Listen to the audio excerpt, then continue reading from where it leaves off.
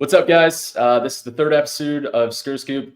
It's about 1 p.m. on Monday afternoon. So we've had about 24 hours since Selection Sunday happened. Now we know, where Nebraska is going to play. It's in Oklahoma City. They got the 4 seed. They're taking on Troy.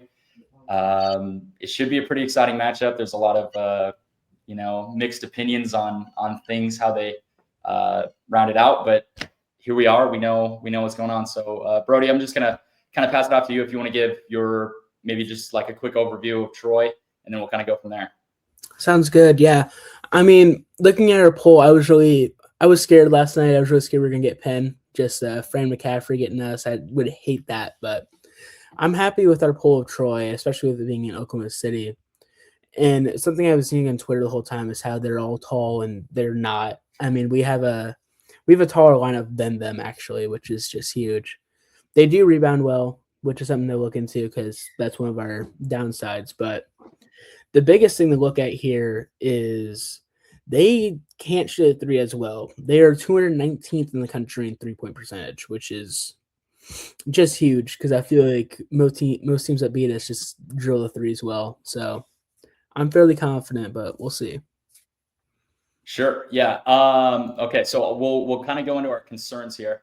I think you're right there when we're talking about, maybe not matching up with a team that can just shoot the lights out from beyond the arc. I think it plays into Nebraska's strengths. I do think for some weird reason you're seeing on Twitter right now that everyone's kind of like fear mongering over how big they are. They're not any bigger than, it's not Purdue. It's not Michigan. It's not even Illinois. You don't, and nor are they athletic like a Big Ten team, those teams are. So, for whatever reason, there's a lot of people that are somewhat scared of that within, some reason. But I think the biggest thing is kind of the style that they play with. They, they rebound very well for, despite their size, which is a little scary for Nebraska, who at times can kind of struggle at least to box out. There's sometimes you scratching your head saying, why aren't we getting a rebound here? And you're giving a team second chance opportunities. Is that something that scares you in this matchup? The fact that, Nebraska, if they give up too many second chance opportunities, that this game could be closer than what you want it to be? That is one of my fears, yeah, because they are top 50 in offensive rebound percentage, which that's something we give up a lot. That's how we lost both of our games against Purdue, actually, was giving up those offensive rebounds. And if we can't box out on defense and get those boards, it's going to be a long day and it's going to be scary. But my only fear with Troy is, I'm just going to say it now, is that rebounding. If we can rebound, we will get that first tournament win and get that elephant off our back or whatever the saying is, I think it's going to come out to that rebounding, and I'm really scared about that rebounding, but I think we can do it. So sure. Now, my next question would be, obviously there was some talk that everyone originally kind of thought that the game was going to take place at, I think 3:10, and then the game time officially comes out as 11:40. I do believe it is the first game of the day. So is there anything in your opinion, that scares you a little bit about maybe the game time, knowing it's in Oklahoma City and there's definitely going to be a lot of Husker fans going there? Do you think for any reason that this team wouldn't be able to bring the juice right away?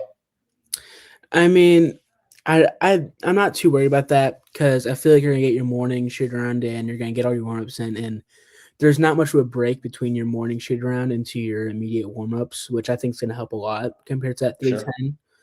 And we are the first game in OKC that day. There's one game before us. I can't remember who it is, but it's in a different region, of course. And sure, I'm not too worried about the start time. I mean, I think there's some games like Rutgers and Indiana, I feel like they were a little early, and we still came out well, won those.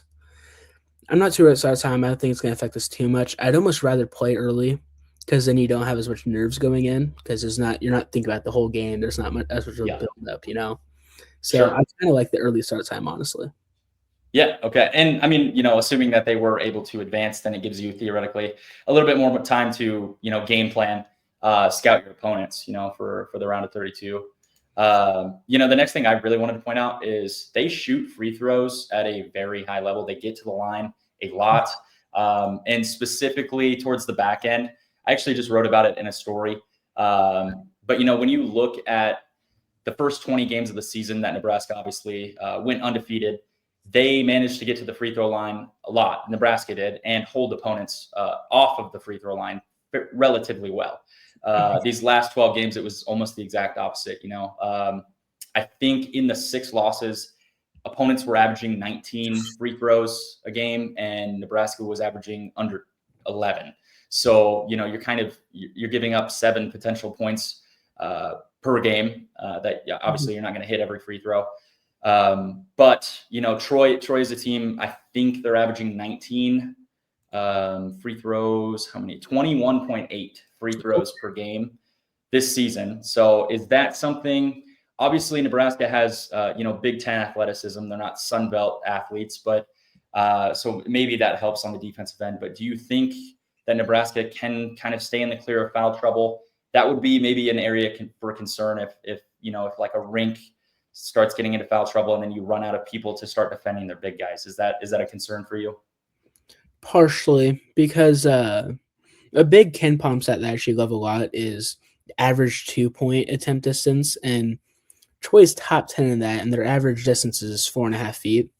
So they're constantly in the paint. They're constantly going for layups, dunks, constantly, and they're gonna get fouls out of it. It's just gonna happen, And luckily, our defense is perfectly centered around not letting that happen and kicking out for threes, which they aren't as good at, obviously. And if our defense can really get that no middles going and not allow them into those paint touches, I think we might just run away. But probably not going to happen, obviously, because it's March. Anything can happen. But I really think it's going to come down to keeping them out of the paint. And if we keep them out of the paint, they have to play a completely different game than what they've done all year. And I think it's really going to throw them off, and it's going to help us a lot. So I agree. Another kind of scary area is you look at Nebraska's defense, and obviously, Sam Hoiberg. As a team, Nebraska is averaging 7.25 steals per game, and Troy is actually averaging 8. So they have a knack, at least to this point in the season, to deflect balls and force turnovers on opponents. That could be an area that Nebraska kind of towards the back half of the regular season, they had struggled at times taking care of the ball. I think nearly every game towards, the second half of February and then obviously into March, almost every game maybe had, over 10 turnovers that game. And even against, I want to say Purdue, it was 18 turnovers. So that's something that they've struggled with, taking care of the ball in recent games. Is that kind of a concern for you at all in this game against a Sun Belt opponent, or not so much? I mean, it's always scary, but I feel like Fred can get him to, settle down and relax a little bit, because I think it's a little different. Like that Purdue game, just looked sloppy. I don't know why. It just didn't look prepared, but you got a week now, exactly a week off, and they went straight back to practice the day after getting back from Chicago. I think they're really going to get into a good headspace, and they're going to figure it out. And I'm not too worried about the steals and the turnovers. I don't think we're going to turn the ball over too much. And that's all I really got there. I'm confident in our guys to, hold their heads high and keep those turnovers at a minimum. Kind of relying on those seniors, you think maybe you'll step up and kind of get the job done. Sounds like. Yep. Okay, now where I would take it is obviously I think they average 80.3 points per game this year. They've had multiple games where they've gone over 100 points. In one game, they scored 121 points. Against USC, they scored 107, I think, in a loss. Yep. So they have the capability of scoring at a high level. I know Nebraska obviously has a solid defense. But I mean, they've done it against a Big Ten team. They put up 106 points against USC. For a team that doesn't necessarily like playing in track meets, is that anything? Do you mind? Do you think Nebraska can still pull out a win if it's a track meet, or if it's kind of a grinded out game. Are you pretty confident either way? Well, it's kind of I don't want to say it, but I'm gonna have to. It's kind of shades of the Texas A&M team we played 2 years ago in March, and I think the big difference there actually though is A&M was shooting the three just lights out because that's what they're doing all year. Troy doesn't shoot the three as much. They're going down in the paint, and that's how they're scoring. So it's just a tale of two completely different teams, and I think when it comes down to it, also Troy, they haven't scored over 83 since January 17th against Arkansas State. So they haven't been scoring as much recently. And I think that could come with that injury. But obviously Theo saying is coming back, so that's not anything to look at for us. But I'm confident in our ability to shut down the paint, and I think us scoring 80 would be able to win the game for us. It's just going to come down to if we can stop in the paint. I think we easily can. So scoring 80 and a little Jared Garcia magic there, maybe, and in the back end. Okay, so let's go into predictions. You don't necessarily have to drop a score. Just, I mean, it sure sounds like you're pretty confident. I would say that as well, without jinxing it. I think you can kind of safely say that Nebraska should be expected to win this game. The spreads, I think it was at one point it was 16.5. Now it's maybe down to 14 ish in that general ballpark. So, either way, I don't know if it'll get to 14. I honestly think in some areas it might be better if it is a closer game that they pull out, just moving on to the next round. But I think from both of us, we're pretty confident that they can get the job done. We're going to plan, I'll actually be in Oklahoma City for the game. So I think on Friday, we're going to try to get together and react to the game and then hopefully be previewing a round of 32 opponent.